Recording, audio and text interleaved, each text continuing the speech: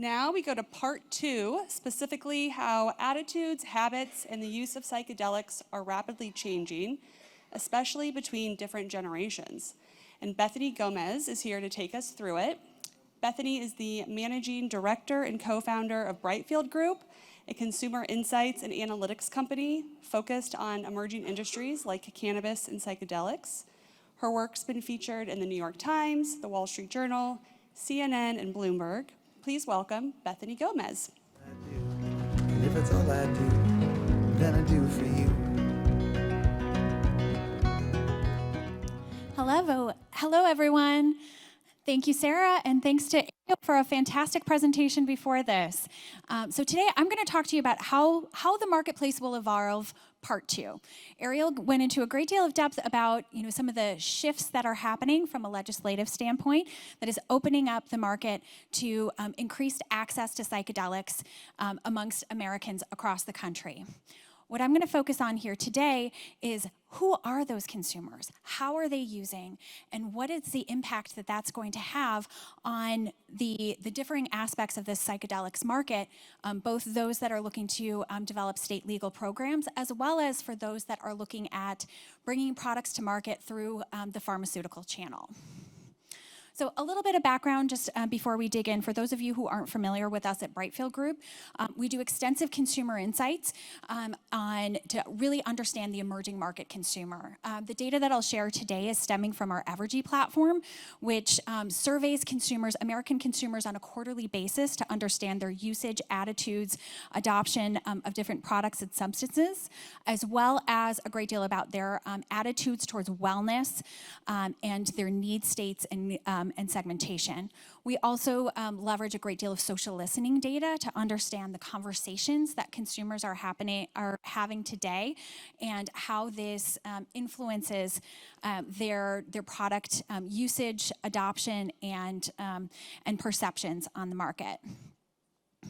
So what is the state of psychedelics today? We've got some opposing forces that are coming out right now. We have both, extensive clinical research and product development in progress with many pioneers that you'll see today or maybe in this room looking to develop, products through largely through a medical or pharmaceutical channel that are targeted for a great deal of mental health and other afflictions. There's been a lot of capital raised through startups that are looking to bring these products to market, again, largely through that medical channel and play that long game through clinical research to bring these products forward. On the other side of things, we have a great deal of push, as Ariel had mentioned here, through decriminalization efforts, as well as some legalization efforts to make these products, give American consumers greater access to psychedelic products today or in the very near term to allow them to use these products for their own mental health or spiritual purposes. So when those two forces collide, this is going to create some both challenges as well as opportunities for companies that are looking to pave a profitable way forward within this category. And we'll look at some of those dynamics that will help companies understand what they're up against and how to launch a winning strategy in this category. So let's take a look at the psychedelics consumer today.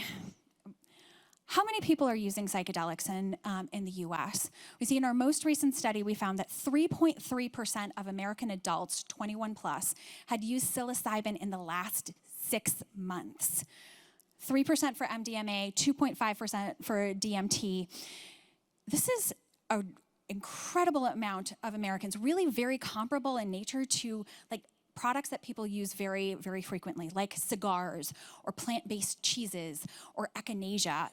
Products are becoming very commonplace, and we're seeing some very strong growth in adoption as stigmas around these products decline and access and attitudes towards these products increase.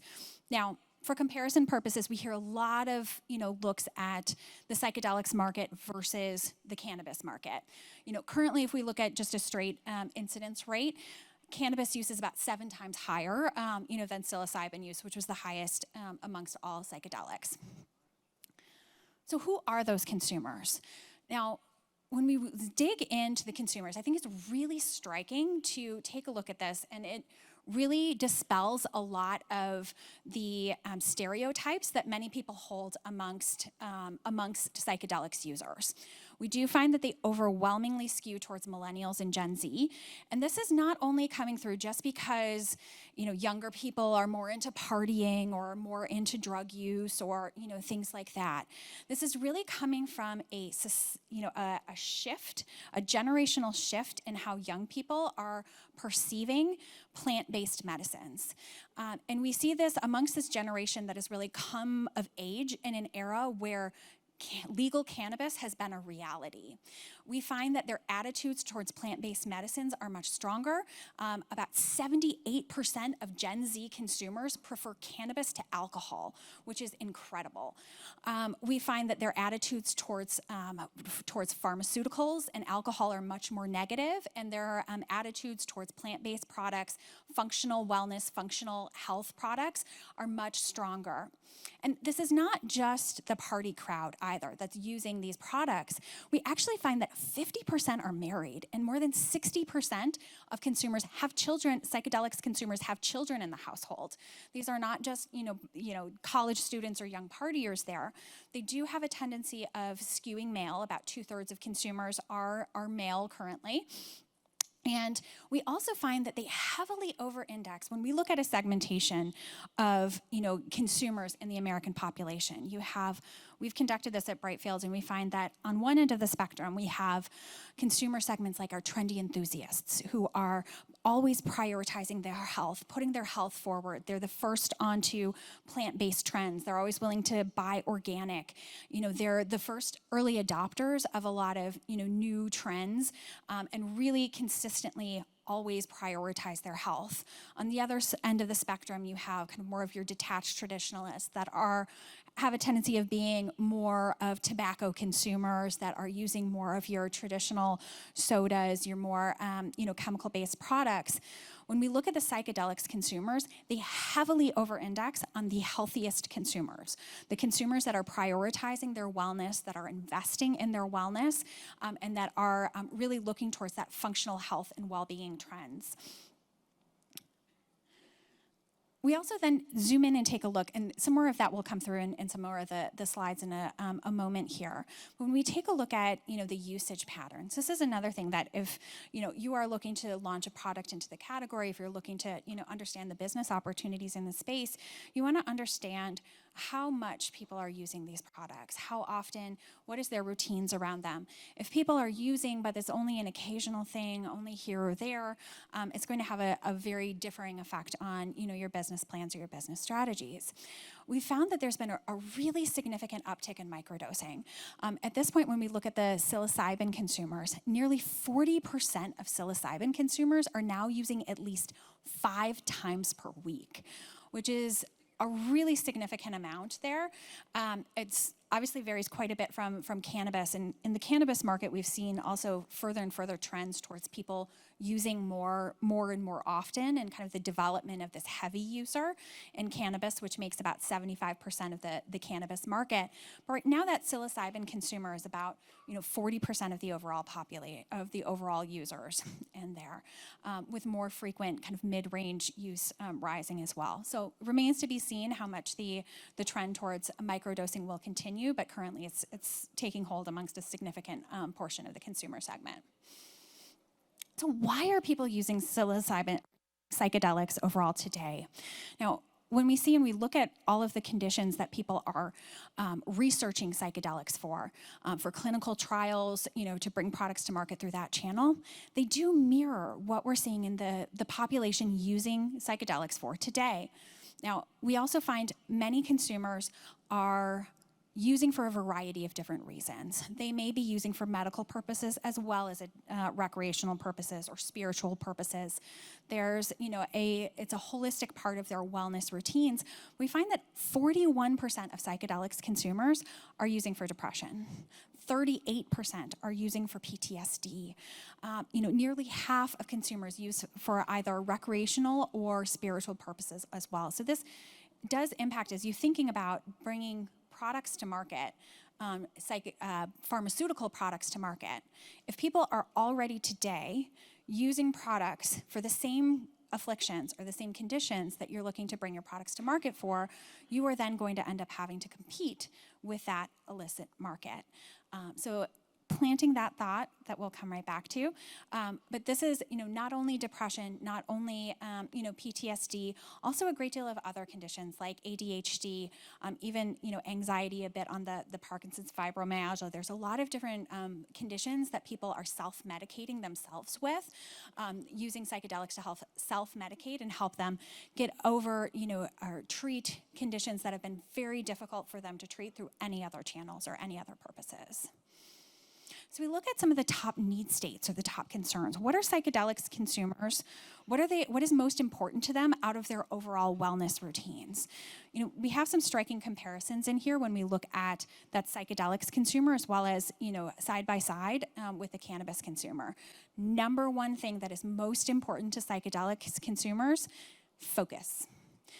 This is something top of the charts, and this is the same reason why this is coming through with a lot of folks usage, a lot of folks that have ADHD or other attention-related afflictions there. But as we look beyond that focus, we have a great deal of very, very heavy over-indexing on these holistic wellness, on exercise, on functional health, on energy, on their whole wellness routine. Consumers today are really thinking about, even though these, in most areas, these are illicit drugs, consumers are really thinking about this as part of their holistic wellness journey and, are using these products alongside many other functional food and beverage products to help them improve themselves both physically as well as spiritually. We see, a significant focus on mental health for many psychedelics consumers. This is not surprising, given the, a lot of the purposes for which people are using. It is really neck and neck with cannabis. Cannabis use is something that is also very commonly used for mental health purposes, and really some of the greatest areas of overlap between people using cannabis and using psychedelics. For medicinal purposes, cannabis has a lot of uses. A lot of this is on things like pain or sleep, which aren't necessarily the strongest for, psychedelics. Psychedelics, has more of, the spiritual, focus-related effects, but depression, anxiety, a lot of that mental health purposes. There's a lot of usage, a lot of mixed usage amongst products, and this is where we're going to see kind of the greatest area of overlap, as well as potentially the greatest area of cannibalization into, the cannabis market of psychedelics. So how is that market going to evolve? As we look at some of these, decriminalization efforts or legalization efforts, that have been put forward in states like Oregon or like Colorado, we asked American consumers, would you be open to using psychedelics in the future if it were legal? So if we took away that legal barrier, if we took away kind of that, that barrier of access there, nearly 16% of American consumers said, yes, I would be interested. I'd be open to it. Doesn't necessarily mean all of them are going to use, but that is more than 5 times or nearly 5 times the amount that is currently using psilocybin today. So this signals that there is a great deal of interest, a great deal of future appetite for these products as they become legal. Now, what this means for companies that are looking at this from a business perspective is that as more decriminalization, as more legalization efforts, move forward to be able to allow people to access, we're going to see a greater and greater growth of this gray market or of this, of consumers using outside of a pharmaceutical channel.